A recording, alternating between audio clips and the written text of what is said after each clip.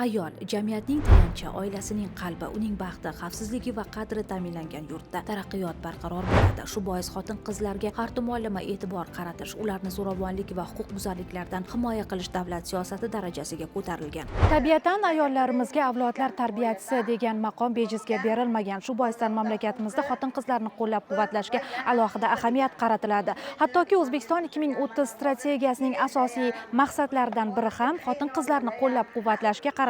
Shu bois respublikamizda 25 fevraldan 1 aprelga qadar Men kuchli ayolman ijtimoiy profilaktik loyihasi amalga oshirilyapti.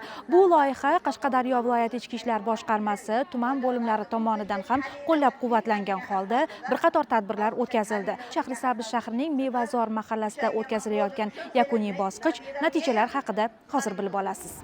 Respublikamizning barcha hududlarida bo'lgani singari Qashqadaryoda ham xotin-qizlarni ijtimoiy, huquqiy va psixologik jihatdan qo'llab-quvvatlash maqsadida Men kuchli ayolman shiori ostidagi profilaktik tadbirlar samarali tashkil etildi. Xususan, ommaviy axborot vositalari orqali jami 157 ta chiqish efirlar orqali namoyish qilindi. Hududlarda hamkor tashkilotlar, ayollarni reabilitatsiya qilish va moslashtirish markazi, shuningdek oila va xotin-qizlar sog'liqni saqlash, viloyat ichki ishlar boshqarmalari mas'ullari ishtirokida probatsiya hisobida turuvchi, nosog'lom muhitda yashayotgan, zo'ravonlikka uchragan 18 yoshdan 55 yoshgacha bo'lgan jami 156 nafar xotin-qizlar keng qamrovli tadbirlarga jalb qilindi. Bir oy davomida butun mahallalarimizda targ'ibotini yo'lga qo'yganmiz. Loyihadan ko'zlangan asosiy maqsadimiz ayollarimizdagi muammolar, oilaviy nizolar, maishiy kelishmovchiliklar, er-xotin munosabatlari, qaynona-kelin o'rtasidagi bo'ladigan to'qnashuvlarni oldini olish.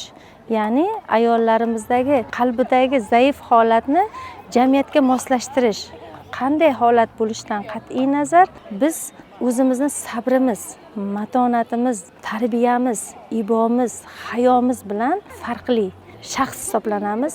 Mana shu loyiha orqali ayollarga yana ham senda barcha muammolarning yechimi mavjud.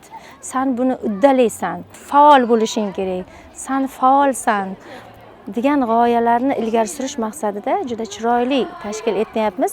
Menimcha bu loyiha orqali biz maqsadimizga erishyapmiz. Chunki bu loyiha orqali ularga ham psixologik motivatsiya beryapmiz, ham kuch beryapmiz, ham ularni bir jamiyatga qo'shishga, tadbirkorligini yo'lga qo'yishga, bir yaxshi biznesni yo'lga qo'yishda ularga g'oya beryapmiz. Mana shu orqali biz natijaga erishyapmiz. Chunki hozirgi davr talabi bizni ishbilarmon ayollarimizni xohlaydi.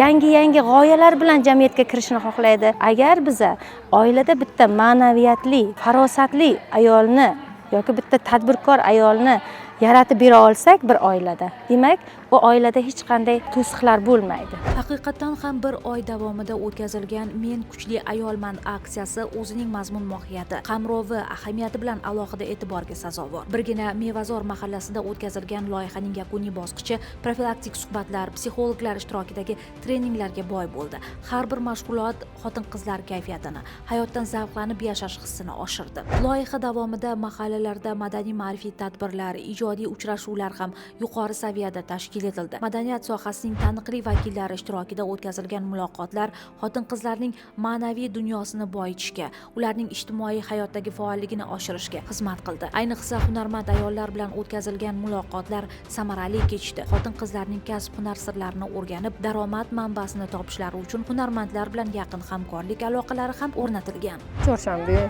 kollejida faoliyatim olib boraman. Nogironligi bor xotin-qizlarga asosiy fokusimizni qaratganmiz. 3 oy hunar o'rgatamiz. O'rgangan xotin-qizlarga uylariga yetkazib beramiz. Ular uylarida o'tirgan holda tayyor bo'lganini aytsa, biz yana borib olib kelamiz.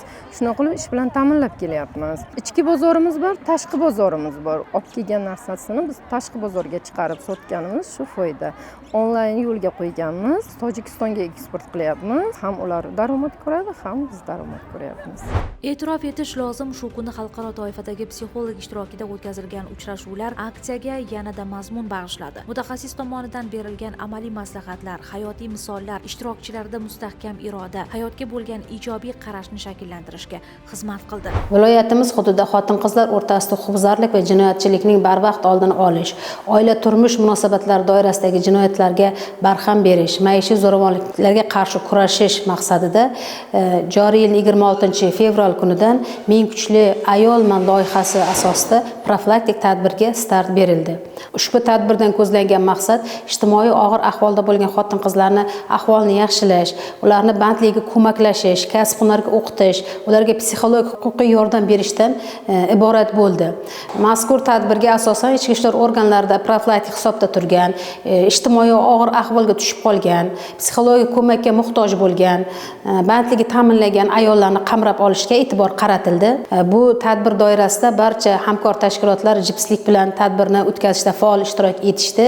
Bir oy davomida o'tkazilgan tadbir davomida mana shu ijtimoiy og'ir ahvolga tushib qolgan xotin-qizlarimizga yordam berish, ularni bandligini ta'minlashga, ularga psixologik huquqiy yordam ko'rsatishga erishildi va shu bilan birga mana bugun Shahrisabz tumanida tadbirning yakuniy bosqichi o'tkazilmoqda. O'sha tadbirda xotin-qizlarimizga ma'naviy ko'ngilochar tadbirlar tashkil etilib, konsert dasturlari ham namoyish etildi. Tadbirlar natijasida 9 nafar ishsiz xotin-qizlarning bandligi ta'minlandi. 16 nafariga moddiy yordam ko'rsatildi. 34 nafar xotin-qiz tibbiy ko'rikdan o'tkazildi. 48 nafariga himoya orderi rasmiylashtirildi. Aksiyaning yakuniy bosqichida faol ishtirok etgan xotin-qizlarga esdalik sovg'alari topshirildi. Umid qilamizki, bu kabi loyihalar ayollarimizning hayotdan mamnun yashash hissini yanada oshiradi.